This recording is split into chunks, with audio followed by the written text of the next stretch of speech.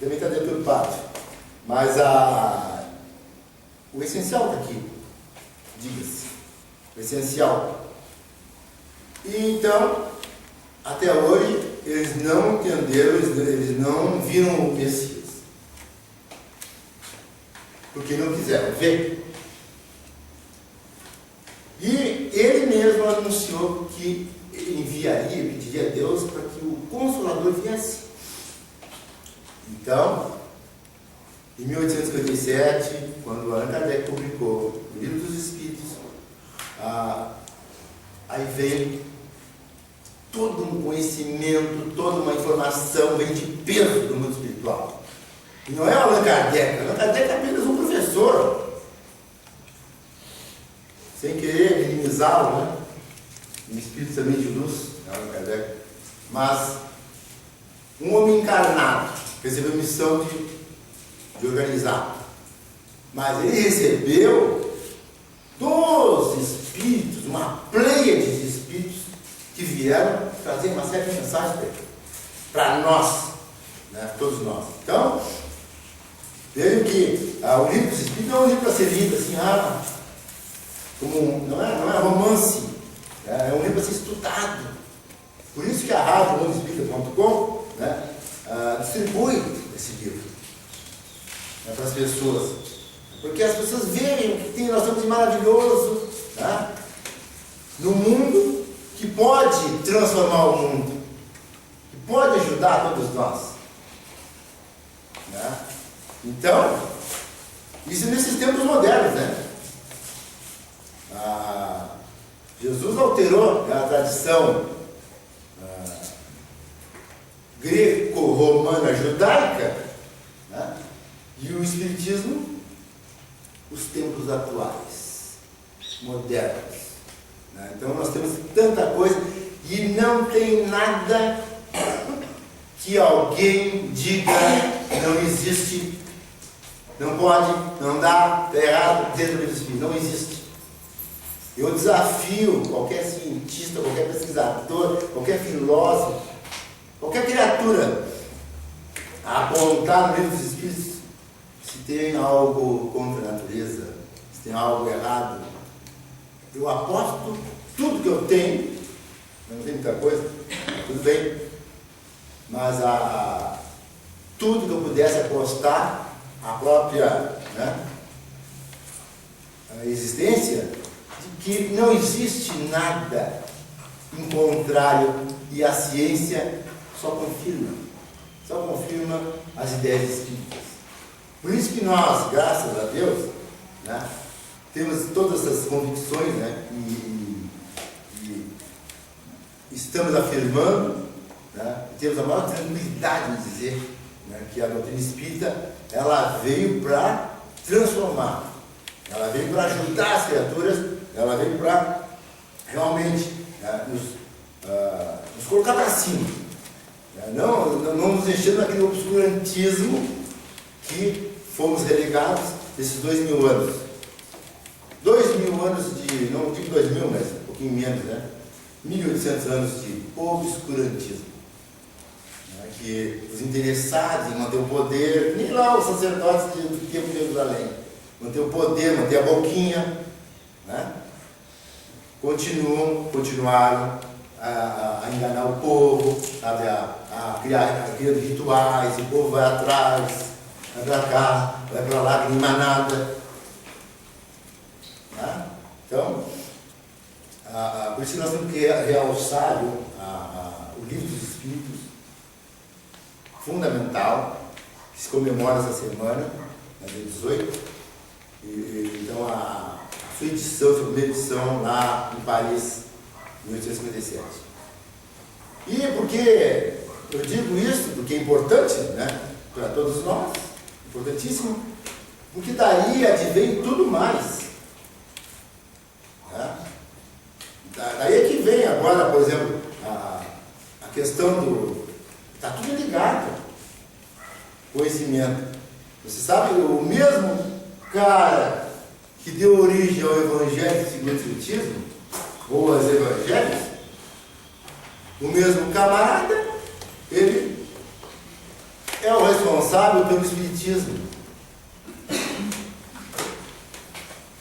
Chama-se Jesus Cristo. É a mesma pessoa, né, que veio trazer informações para a humanidade e foi pregado na cruz, lá, foi massacrado, tudo bem, mas ele não está magoado com isso, viu?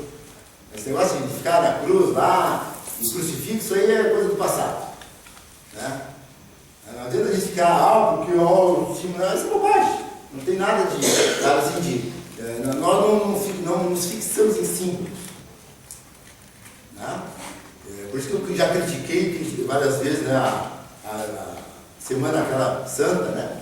Que eles vivem repetindo aquelas coisas, ó, coitadinho de Jesus, ó, Jesus não está nem aí para aquilo. Nós temos que limpar nossa mente. Não tem mais aquilo. O que aconteceu lá no passado, o corpo foi morto, e ele está lá muito belo. Poucos minutos depois ele estava lá, né? Tranquilamente trabalhando. Né? Então, o Cristo, ele tem uma importância muito grande para a humanidade terrestre, porque ele preside tudo isso aqui. Então ele ensinou uma série de coisas quando ele esteve aqui, né? E tinha uma moça naquela história, todo mundo lembra da história do óbolo da viúva, né? Pois o óbolo da viúva, Jesus estava lá no templo de Jerusalém, quando essa senhora idosa entrou no templo acompanhada da sua neta, Rebeca. Isso aí vocês só vão saber no Espiritismo. Em outros lugares do mundo vocês não vão encontrar nada disso. Só no Espírito tem conhecimento sobre o passado, o presente e o futuro. Então, a viúva que consta ali no texto evangélico, Jesus estava lá, e aí Jesus viu e estava debochando da viúva, que estava depositando 2 moedinhas, 2 centavinhos, né? E aí Jesus disse assim, né? Ela deu muito mais que todos aqui reunidos. Porque tinha entrado lá vários Picassos, despejado moedas de ouro, né? E peças valiosas, né? Então, e aí o Judas naquela época, que era um rapaz, né, pouco desenvolvido, ele ficava com os olhões desse tamanho e contava para Jesus, olha Jesus, olha só, né?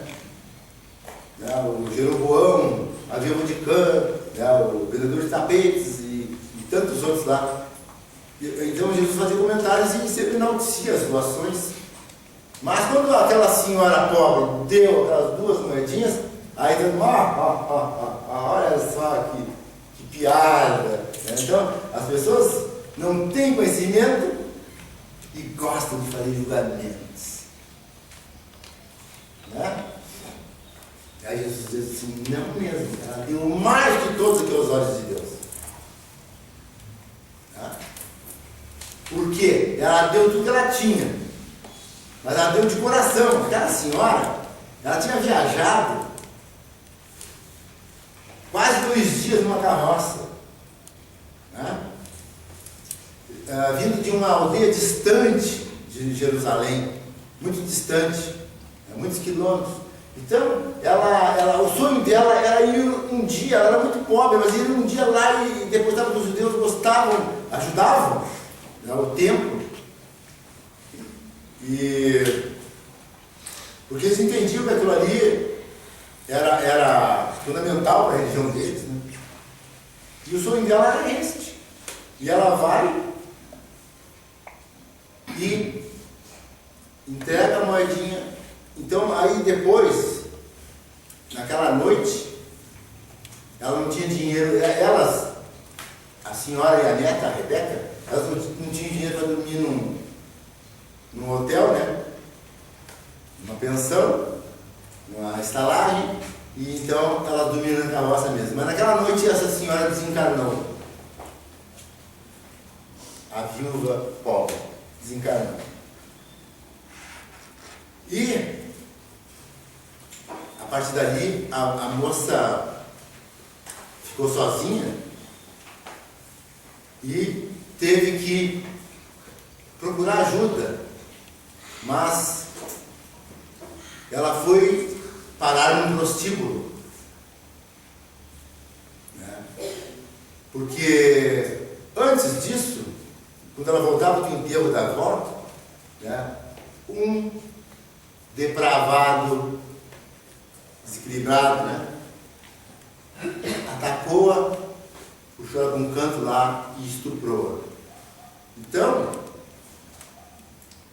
ela estava saindo do enterro da vozinha, a única pessoa que ela tinha na vida, e foi abusada por um bêbado, louco, desequilibrado. Não vou dizer fedorento porque fica feio. Mas então, aí ela ficou desamparada e um guarda do templo lá deu uma moedinha para ela na manhã seguinte e ela disse, ó, o teu lugar é lá, ó, lá naquela casa colorida, lá no final da rua. Né? E ela foi procurar ajuda e chegou lá no prostíbulo, onde ela não foi vender o corpo dela, porque ela tinha princípios, né? Mas ela foi e pediu, né, para trabalhar, cozinhar. Então, lá é que ela se desenvolveu, então. Conseguiu o apoio, né, da dona do prostíbulo, e ela servia as mesas e um oficial romano tirou o véu do rosto dela, porque ela mentia que tinha uma queimadura no rosto para não mostrar, né, a beleza dela e não ser molestada, e ela foi então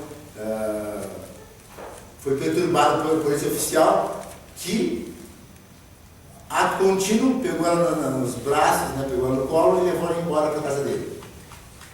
Mas ele tirou ela de lá porque ele sabia que os colegas dele iriam abusá-la.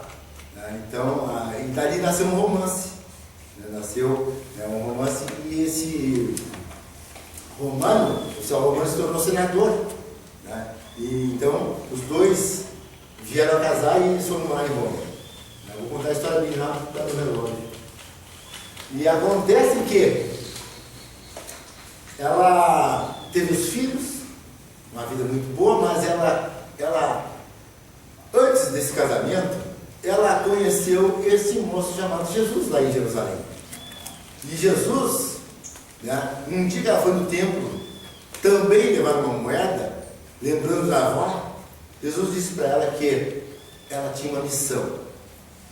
Ela tinha passado por um resgate, um estupro, um resgate, e que tinha outras coisas importantes para fazer na terra.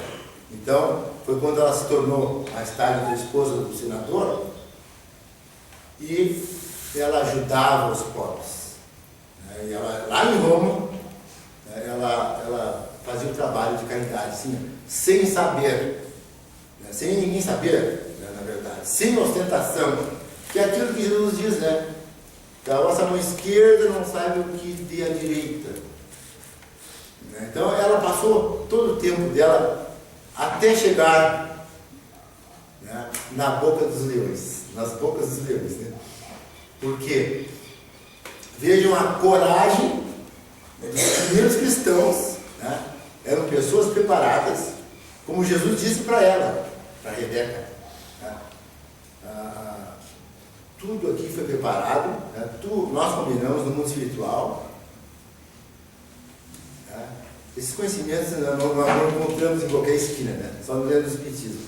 Então, preparou a reencarnação dela, de muitas pessoas, para, além de passar, né? Ninguém vem na Terra também para viver, né, de férias, né? Para ficar em férias. Então, passou por um drama lá, né? Um problema sério, mas tinha a incumbência de difundir, sabe, o cristianismo, as ideias de Jesus. Ele teve conversas com ela, várias conversas com ela, né, e disse que ela tinha essa missão, já planejada no mundo espiritual. E foi o que ela fez posteriormente. Então, tudo se encadeou. Né, o encontro com o senador, esse, né, o oficial romano, etc. Né, mesmo por caminhos tortuosos, mas chegou lá, né? Chegou lá. Então vejam que o que demonstra, né, para muitas pessoas, e para essa pessoa, a Rebeca, né, uma dedicação, né, e sem nunca, sabe, abrir a boca para dizer assim, eu sou a tal, né? Então, como muitas vezes gostam de fazer, né, de ostentar, de mostrar. Então, quando Jesus disse que a gente não deveria, né, ostentar, no caso, né, bradar para todo mundo, né, significa que aqueles que bradam, esses, né, têm a recompensa do mundo. E os que fazem no silêncio, fazem a bondade, a caridade, né, o amor ao próximo no silêncio, né, fazem, então recebem de Deus as dádivas, os presentes, a recompensa. Então é isso que nós temos que atentar, né? Porque é preferível a gente receber de Deus a recompensa do que receber dos homens os aplausos, né? É isso que ele quis dizer, né? Porque Deus sabe o que se passa no nosso segredo, né? Na nossa vida secreta, né? Na nossa intimidade. Deus sabe tudo, né? Então, e lamentavelmente os homens ainda não aprenderam, né? Muitas coisas ainda. Muito obrigado e boa tarde.